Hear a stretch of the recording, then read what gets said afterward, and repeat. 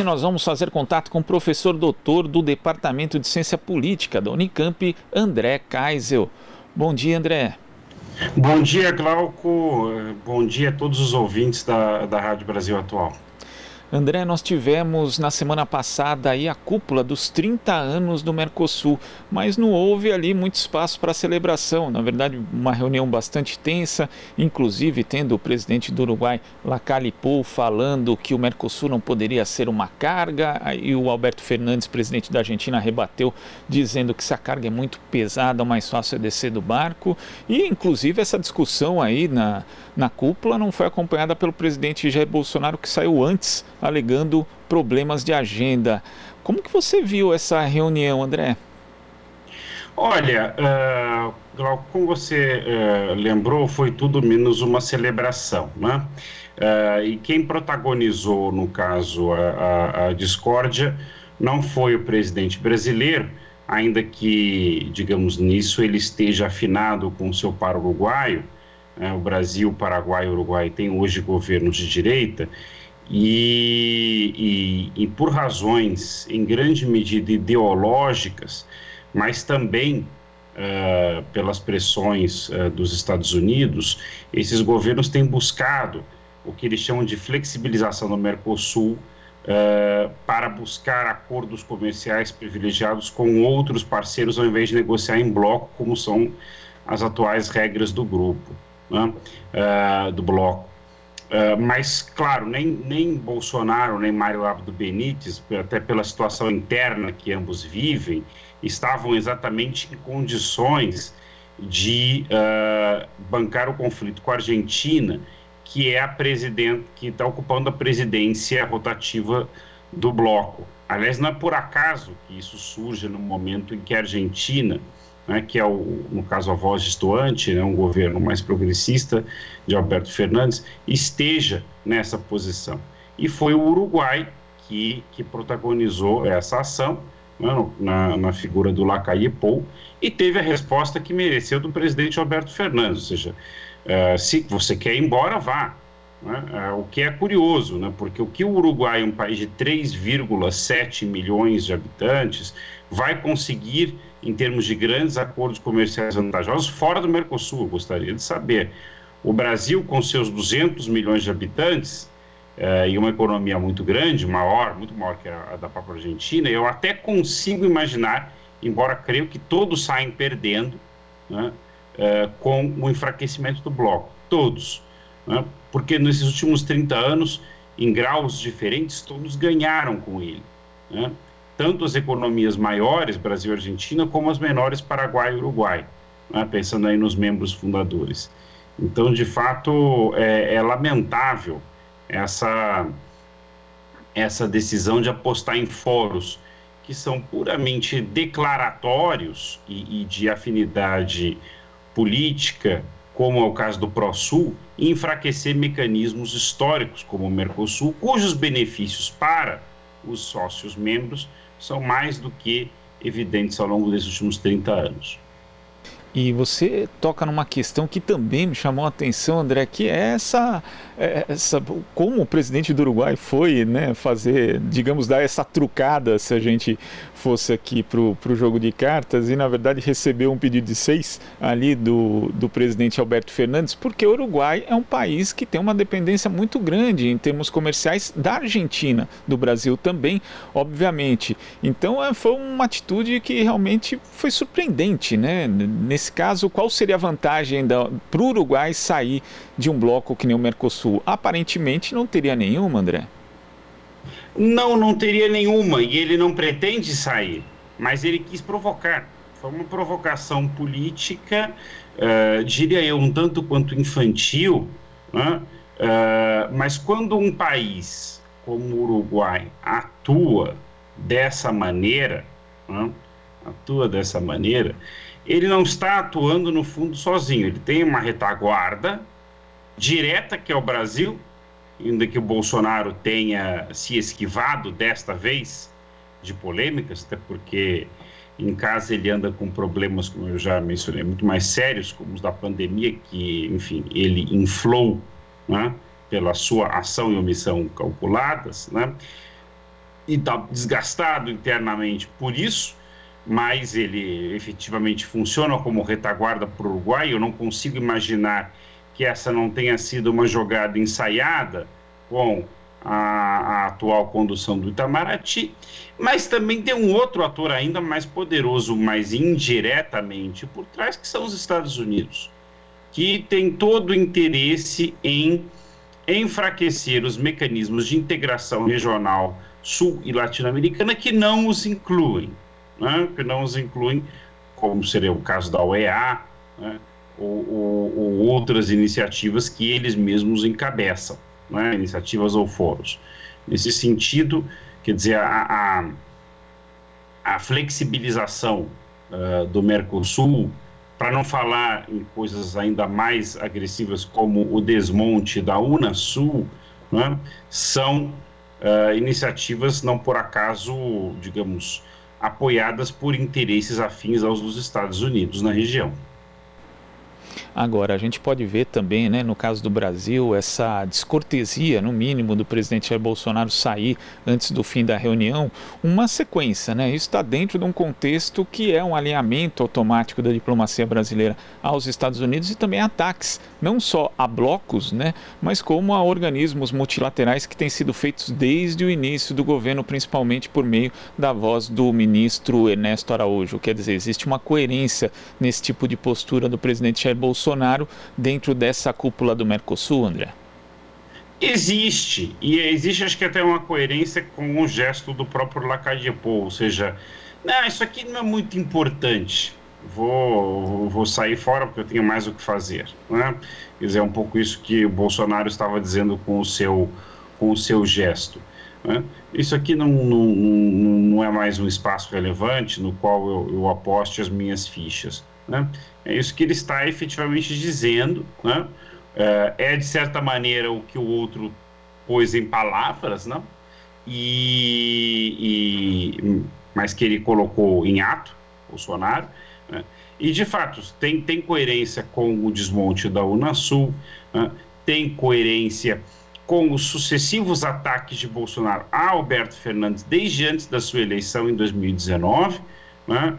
Volta e meia dizendo que a Argentina rumava ao colapso, rumava ao socialismo, ia virar uma nova Venezuela, que ele não queria lidar com o fluxo de refugiados argentinos que haveria na fronteira, que as grandes empresas estariam todas fechando suas portas na Argentina e vindo para o Brasil. Aliás, o que aconteceu no início do ano foi o contrário, né? Uma multinacional, a Ford, fechou suas operações no Brasil e manteve, ainda que reduzindo, mas manteve o seu plano de investimentos na Argentina. Então, aconteceu exatamente o contrário, que mostra quão ideológico é esse discurso no mau sentido, né? Que eu acho que toda a perspectiva sobre relações internacionais tem uma carga ideológica na medida em que se baseia numa visão de mundo, num conjunto de práticas políticas vinculadas a determinados interesses, inclusive internos aos países. É muito curioso que a direita acuse, em geral, o discurso de integração latino-americana promovida por atores ou governos progressistas, centro-esquerda ou esquerda, de serem ideológicos, né, e que ela supostamente buscaria uma política mais pragmática, baseada sobretudo em interesses comerciais, mas não é isso que nós temos visto, em particular porque o governo Bolsonaro abandonou essa ênfase comercial, digamos, de uma diplomacia mais liberal, como poderíamos identificar nos governos tucanos ou o governo interino de Michel Temer, e adotou uma política, digamos, de afinidade realmente puramente ideológica, com base em valores da cristandade ocidental, judaico-cristãs, etc., cujo resultado para o país é simplesmente desastroso, haja vista a nossa incapacidade de comprar vacinas nessa pandemia. E quando a gente fala de integração, existem integrações e integrações, né, André? Porque se a gente for um pouco para trás, lembrar, por exemplo, da proposição da ALCA, que esta sim interessava aos Estados Unidos e acabou sendo barrada justamente pela ação de presidentes como então o presidente Lula no Brasil, também Hugo Chávez comandou ali uma reação importante contra isso à época. Quer dizer, na verdade existem formas de integração que são de submissão. E o Mercosul, na prática, ele é o inverso disso, né? Pelo menos a ideia dele não era essa, era uma integração de fato, inclusive uma integração que fosse além do que simplesmente do ponto de vista econômico, mas parece que ela acaba ferindo alguns interesses comerciais, André.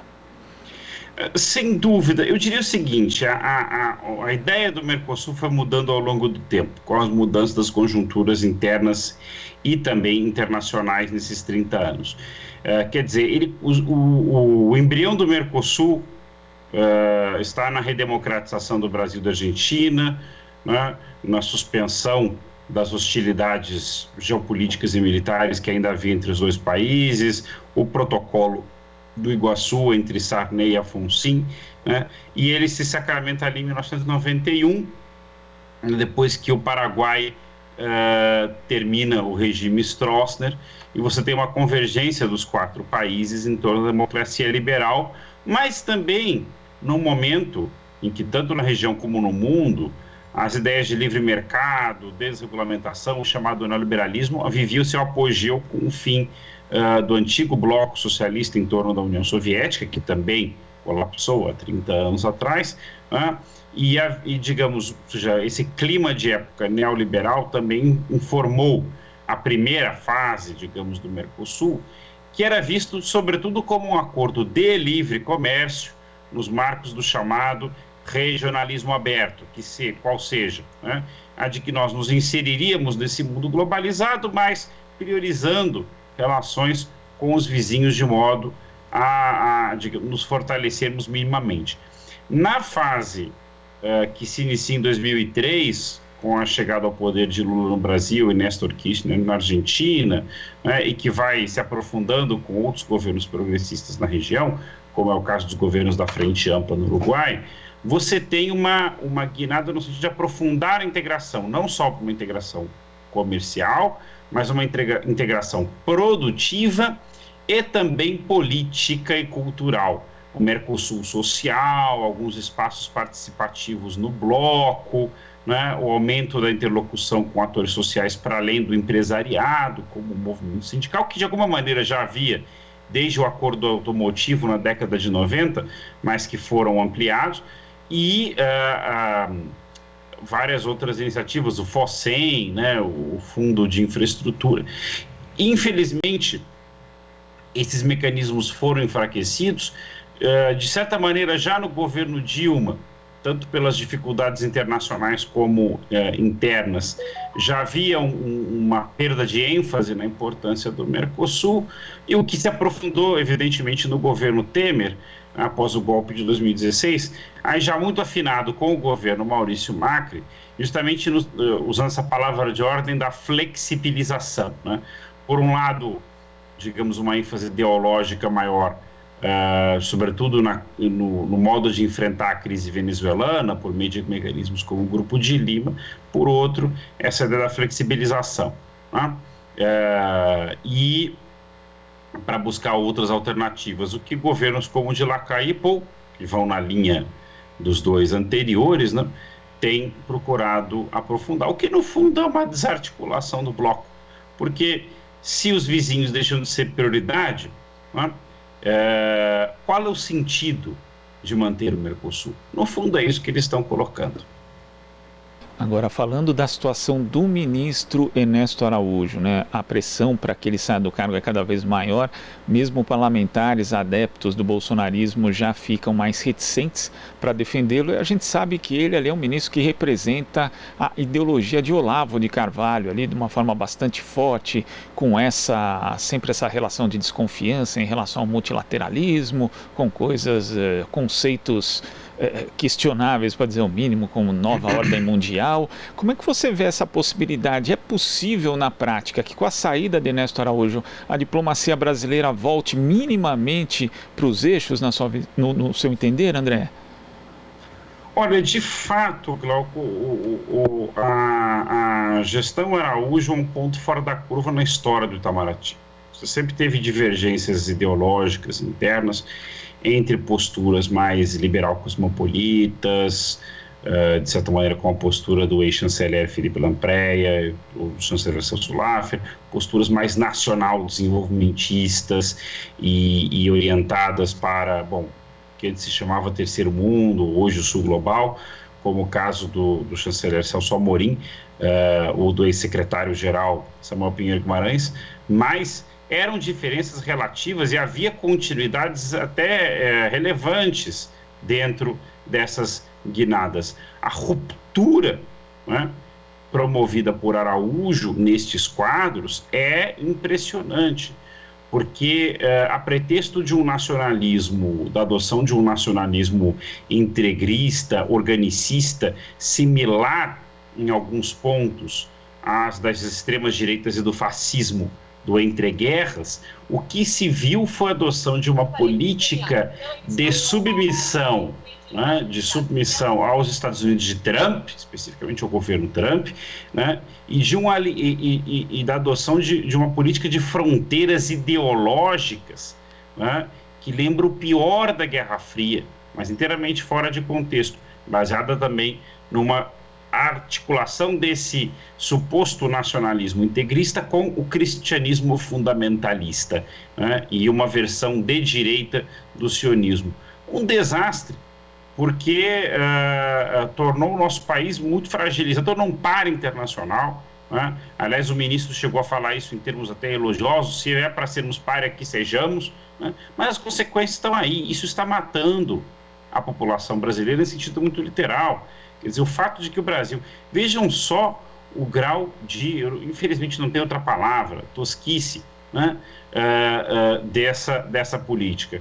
O Brasil supunha que tinha uma aliança privilegiada com a Índia porque o primeiro-ministro Narendra Modi é um político de direita nacionalista. Pois bem, nos fóruns internacionais sobre a vacina, o Brasil é o único país sem uma grande indústria farmacêutica multinacional que adotou a posição dos Estados Unidos, da Inglaterra, da Suíça, de ser contrário à flexibilização de patentes, quando essa era a postura racional, pragmática do governo indiano. E é claro que a Índia se ofendeu com isso. E é claro que não nos priorizaram em janeiro, quando precisávamos de vacina, sendo que eles têm que vacinar 1 bilhão de pessoas. Aí o Bolsonaro entendeu o que significa o slogan India First, ou America First, ou o que quer que seja o país primeiro. Esse nacionalismo de direita tem essa consequência, até porque os países, nesse caso, não têm amigos, tem sócios, tem interesses, e nós ao mesmo tempo nós brigamos com a China. Veja, Índia e China quase protagonizaram conflitos, escaramuças militares ano passado.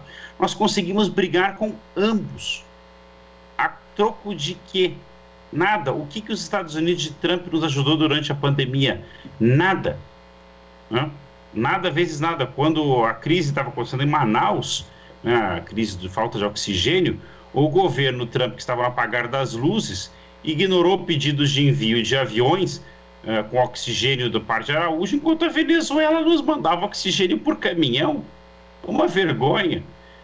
Se esse sujeito não sair, realmente fica provado que esse país não tem governo.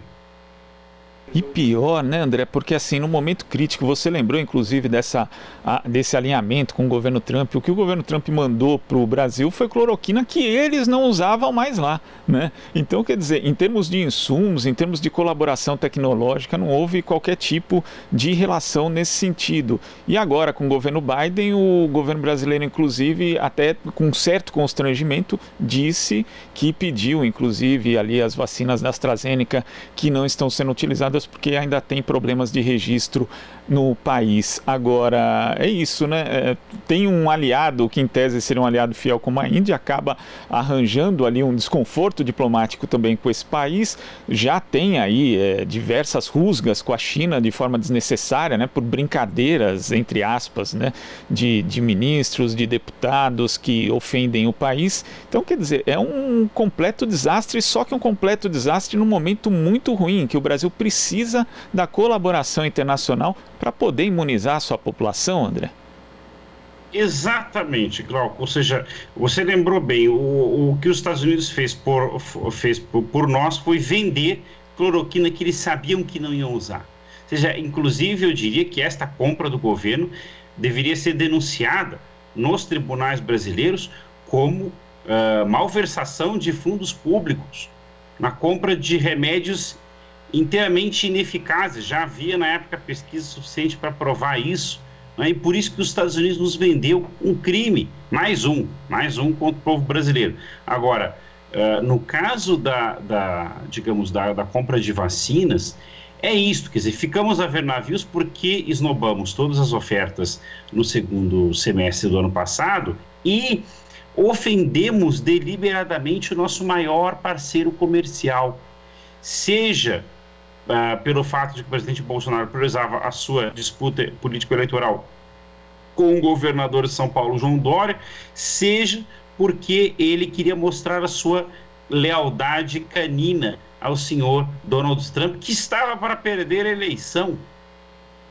E ainda depois criou problemas com o novo governo americano, sustentando até a antevéspera da posse de Biden a tese ridícula, risível da fraude eleitoral nos Estados Unidos. Aí também por propósitos internos, o presidente brasileiro querendo já preparar o terreno para 2022.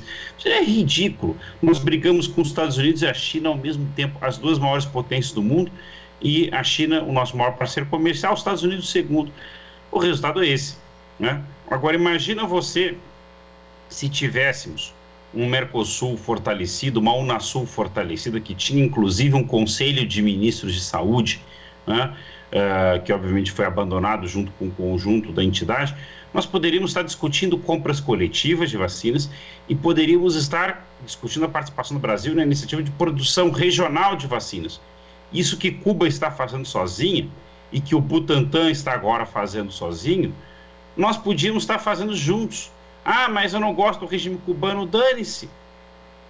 Relações internacionais não é sobre quem você gosta, é sobre quem pode construir com você iniciativas que beneficiem ambos os lados, né? E já podíamos ter uma vacina aí na praça, né? Produzida localmente, o que teria enormes benefícios, não só para nós, mas para o mundo inteiro. Quanto mais vacinas eficazes e seguras, melhor nessa circunstância. Mas não, a gente prefere destruir os mecanismos de integração regional e apostar em parceria, em alinhamentos que existem na cabeça de alguns tomadores de decisão, mas que não revertem em benefícios, revertem, na verdade, em prejuízos muito concretos ao Brasil, que hoje, infelizmente, se medem em vidas perdidas. Infelizmente, os problemas, né, que essa falta de articulação do Brasil estão acarretando para o país é algo realmente inacreditável. André, queria agradecer demais sua participação aqui no Jornal Brasil Atual. Até a próxima. Muito obrigado, Glauco, sempre à disposição. É um prazer estar aqui com vocês. Até a próxima. Prazer é nosso. Conversamos aqui com o professor doutor do Departamento de Ciência Política da Unicamp, André Kaisel. Aqui você ouve as notícias que os outros não dão. Jornal Brasil Atual.